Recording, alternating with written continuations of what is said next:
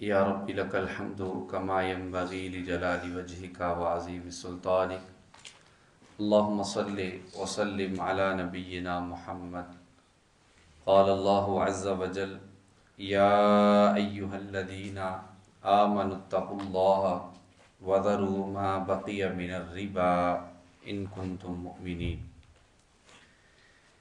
ऐ लोगो जो ईमान लाए हो, अल्लाह से डरो और सूद में से जो बाकी है छोड़ दो अगर तुम मोमिन हो।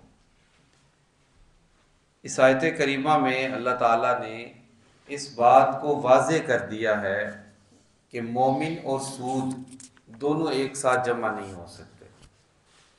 जो सूद लेगा देगा या उसका गवाह बनेगा, या तो वो मोमिन नहीं है, मोमिन नहीं है तो फिर वो सूद कर सकता है, ले सकता है, दे सकता है।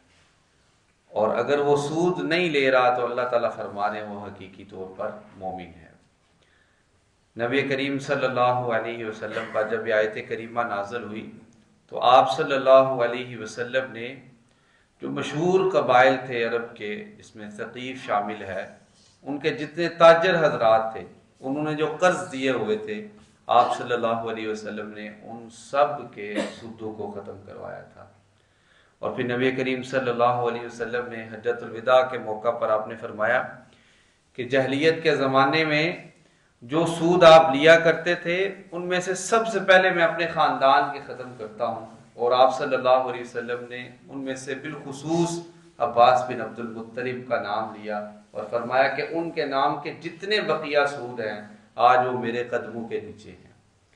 अल्लाह ताला ने इस आयत करीमा में सूद से बचने का कहा और आगे फरमाया अल्लाह ताला ने, अगर हम ये काम करेंगे फ़इल्लम तफ़अलू फ़अज़नू बिहर्बिम मिनल्लाहि व रसूली, अगर मैंने सूद लिया, मैंने सूद दिया, या मैं उसका जामिन बना, या किसी भी मामले में मैं सूद का हिस्सेदार बना, तो अल्लाह ताला फरमा रहे हैं कि वो आप सूद नहीं ले रहे, वो आप सूद नहीं दे रहे, वो आप उसके जामिन नहीं भर रहे, बल्कि आप अल्लाह और उसके रसूल सल्लल्लाहु अलैहि वसल्लम के साथ जंग कर रहे हैं। जब हमारे माशी मामलात में अल्लाह और उसके रसूल के साथ जंग होगी तो यकीनन हमें इस बात को जान लेना चाहिए फिर हमारे लिए किसी भी मामले के अंदर खैर नहीं होगी। इसलिए हमने हमेशा कोशिश यही करनी है कि हम सूद जैसी लानत से अपने आप को बचा कर रखें। रहमत कायनात सल्लल्लाहु अलैहि वसल्लम की हदीस है, आपने फरमाया सूद लेने वाला, सूद देने वाला, उसको लिखने वाला, उसका जामिन बनने वाला, सब पे अल्लाह ताला की लानत है। तो इसलिए इस जैसे मामलात के अंदर इंटर होना या इनका जामिन बनना या किसी भी तरीके से इनका हिस्सा बनना, इस्लाम इस चीज़ की हमें इजाज़त नहीं देता। इस आयत करीमा में अल्लाह ताला ने यही बताया है कि मोमिन जो होगा वो सूद के करीब कभी नहीं जाएगा। अल्लाह ताला हमारे माशी मामलात को बेहतर बनाए और अल्लाह ताला हमें सूद जैसी लानत से बचा कर रखे।